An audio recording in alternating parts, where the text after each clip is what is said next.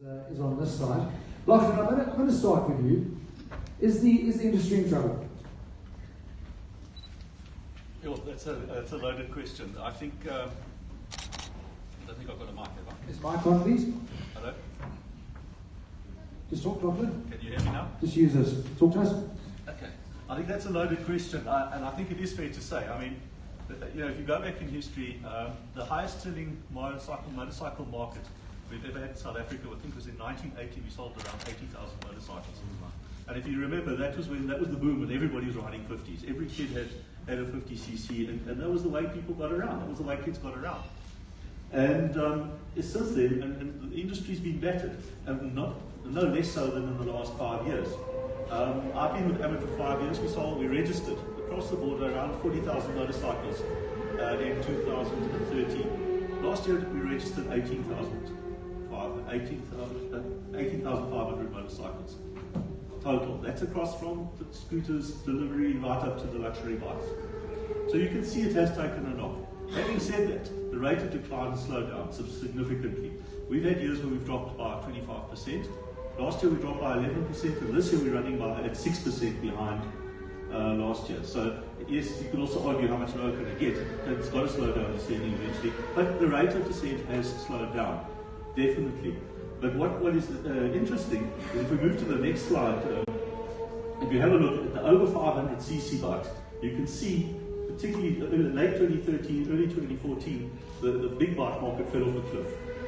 And the reasons for that are specifically the homologation changes that took place at the end of 2013, where they introduced the new homologations that affected the industry so badly. And that had the effect of, particularly the Japanese manufacturers were very badly affected, and their entire mid-range and many of their lower-end bikes were no longer allowed to be imported into South Africa. And that's the change you see there.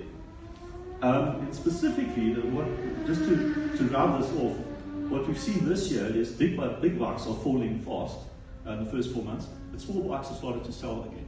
In fact, the small bike markets, when I say small bikes under 500cc, are up 8% year on year versus last year. I think we get so fixated on the market's down that we don't go and look in a little bit and see exactly where the changes are and what's up and what's down. And I was quite surprised to see the small bike market is actually starting to recover. And Lachlan, I mean, for me that's quite interesting though. We'll get to some of the details on that now, but sitting traditionally in a car mindset, people should be moving to bikes because we look at things like congestion, we look at fuel prices. These are things that then don't immediately affect the bottom line to the same extent with bikes.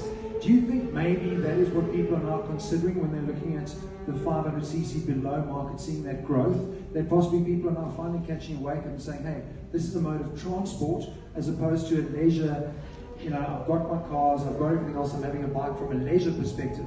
Do you think maybe that is why we're seeing that growth now in the smaller bikes? I haven't got into it in that level of detail. I suspect it's mainly commercial business that you see, fleet replenishment, deliveries, things like that. But just to go back to what you're saying about people think. My daughter left home the same time as me. She's working at the show. She left by car this morning from Northcliffe, and I left by bike. And I got here 45 minutes before she did. So that's a no-brainer. But I don't think there's that switch over to commuting has happened yet, and that's probably one of our biggest challenges. George, we haven't got to your slides yet, but I'm going to ask this question for both of you. You spoke about the 80s and 50s. I mean, that was when I had a bike. When I was 16, I had a Honda MBX 50. It was amazing. And the reason that I did that was because if I wanted freedom, independence, mobility, I had to either rely on my mother to drag me around, or I had to thumb, I had to hitchhike. That was it. So all of my mates, that was our quickest, surest way to independence. My mom back then was moaning about the safety, as moms today are going to be moaning. So that's a muted point. That's been complained about from the beginning of time. But we did that. But I'm seeing a difference. I'm not seeing the traditional market at 16, 17 going the bike route. George, is that because we now have other options like Uber and those type of things? Do you think, I know it's off the cards here, but do you think that is having an effect on the bike industry, especially the first time bike owners that got into biking when they were 16, 17 years old as a way to get to school? Yes, if you look at all of the different modes of transport that are available in the market today, you've got to appreciate that our transport system has become more fragmented. So, when I also had an MBX, a red one. I loved my MBX 50. I modified it so that I could pop wheelies, but that was rare. In that year that I was 16, 17, there was no other way to get around, like you say. Now there's other ways to get around. I think the parents that can afford it will send their kids on an Uber rather than sending them on a mobile. Yes, but as you'll see later on, the research that we've done shows that there is appetite and there is demand. So it's just where we're looking that might be wrong. And how we're engaging with them that probably needs to change as well. Lachlan, the fact that law changed from 50cc to 125, has that also had an effect, do you think, on the industry in terms of the initial uptake? No doubt. I mean, it's absolutely without question. That decimated the market. And not only start selling those bikes, but to start introducing a large part of the population to motorcycles. And the bikes obviously the 125 is substantially bigger and substantially more expensive than the 50. Yeah, besides the price point, I mean, Lachlan and I were chatting about this yesterday. There must have been a concern around the 125 from a safety perspective, because now you can go fast and get yourself into more trouble. But like what I was saying to you, our old days with the 50s, it was flat taps. And then you were lucky to do 85, and that's because you had a power sprocket on, so you could do the wheelies. It was that type of thing. But I suppose a 125, in my mind, sure, more expensive, but I think it benefits from a safety perspective because you have something in reserve to get yourself out of problems. But I suppose the perception is a different one. Yeah, absolutely, and it has. I mean, it's just basically, you can go to any northern suburb school in Johannesburg, and you will not see a motorcycle on the grounds. And whereas in my day, there were sheds for these things to park in. There were 60, 70, 80 motorcycles. And it was part of the culture. I mean, that was how you were growing up. It was, all your mates had one, and you would do things on the weekend, much like the leisure sector now does, where they have their breakfast runs. I mean, that's what we were doing every day to get to school. It was really cool. George, let's have a chat around your data. Number one, what is so important for AutoTrader from a biking perspective? I mean, you guys have now signed on for 3 years as a partner. Most people are going to kind of think AutoTrader and cars, but the bike sector is important. It's very important to us. So we traditionally were a car magazine, classified car magazine. And as you know, last year, March, we printed our last weekly publication as a car magazine. And there were some bikes in that magazine, but not very many. It wasn't the go-to classified. Bikes in our world has always been digital. It's never been print. And we tried to launch a bike classified magazine probably about 6 or 7 years ago, had it out in the market for about 4 or 5 months, and there wasn't any appetite, so we shut it down. About 2 years ago, we were analysing the data of the business and trying to focus, as most businesses do. What do we get rid of? Because often what you get rid of lets you focus on the few things that you should focus on. And bikes was a question around, well, should we really have a bike portal? Is it worth it? Or should we just shut this thing and focus on cars? Because it was the largest segment and still is the largest segment. And when we did our analysis and we looked at the competitive landscape and how many other portals were out there, and I say this humbly, we realized that we were the biggest bike portal. And when we sat back and realized that, we said, well, we can't walk away from this. If we have the most traffic and we have the most conversion, it's almost dutiful to continue. So hence our involvement in BikeFest and other areas. What's interesting, you and I have chatted about this, that the way the business has changed, now that you've gone digital, sure, the business is to give people access to cars and bikes, and that's the business model. But the information that you own as a result of it is incredible, because in terms of buying trends, consumer needs, the focus, you can predict shifts and you can then empower the industry in terms of where they should be focusing, which I think is a lot of what we're going to be going through today. What research did you extrapolate? How did you go about doing that? And how is that going to benefit us today?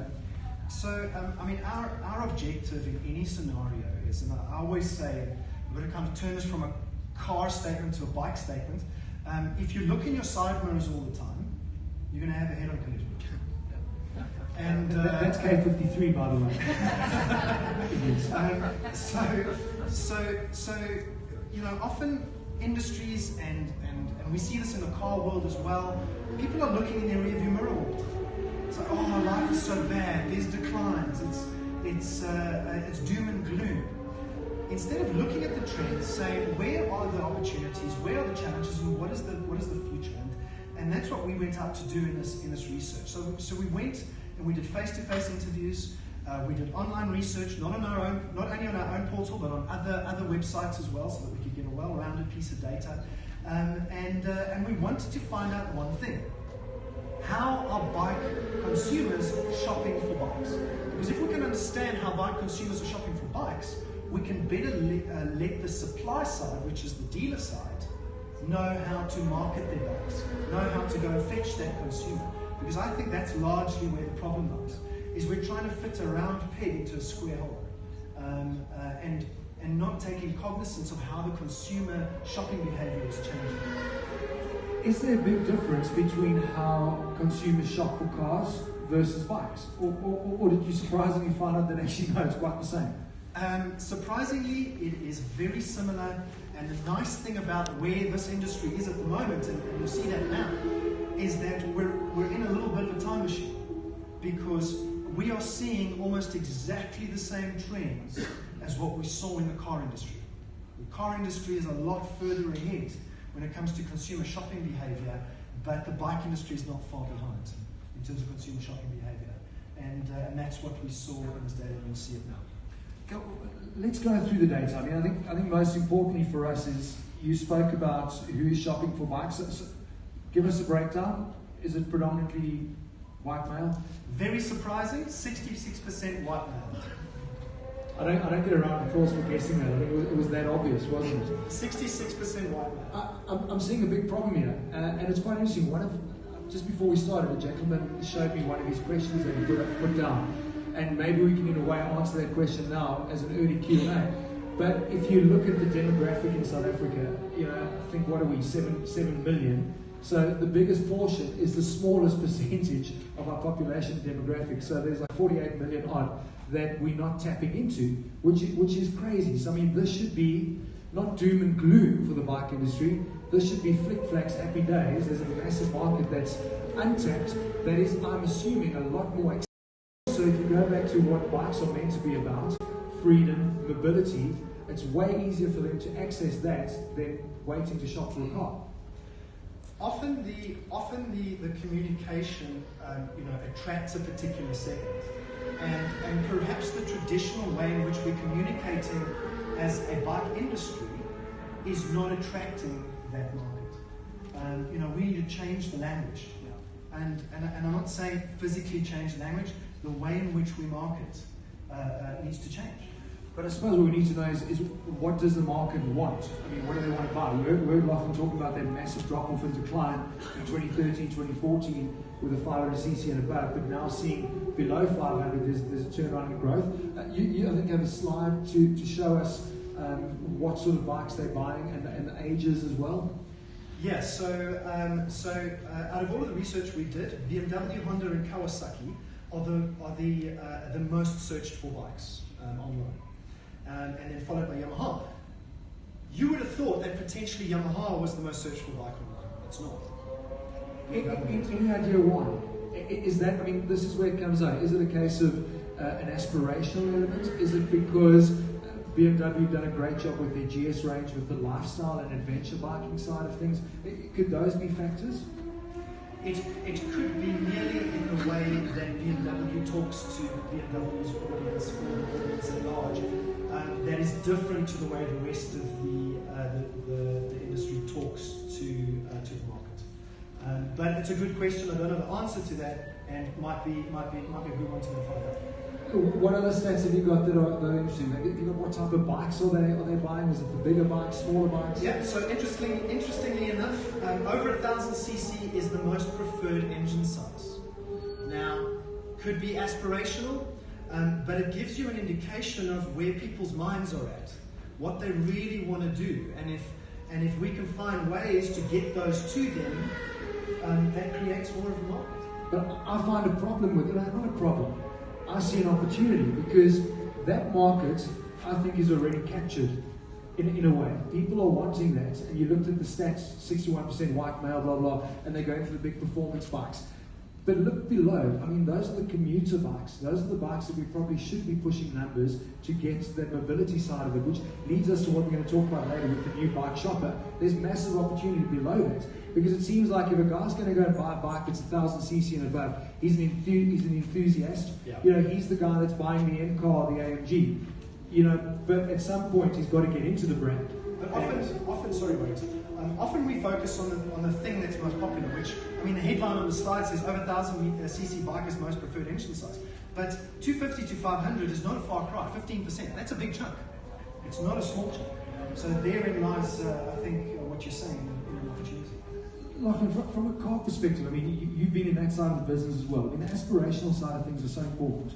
You know, you look at certain brands do it really well, where one day I would like to own that car, but right now this is what I'm going to get into. You think with VW, you know, guys will be in a Polo, but they'd love to be in the GTI, as an example. Do you think that is where we may be missing the boat from a bike perspective? Because we've lost that early uptake with the guys that traditionally bought the 50s back in those days? Is that what we should be pushing? Get into a bike, have this with your Yamaha or your BMW, but aspire to get the big boy one day.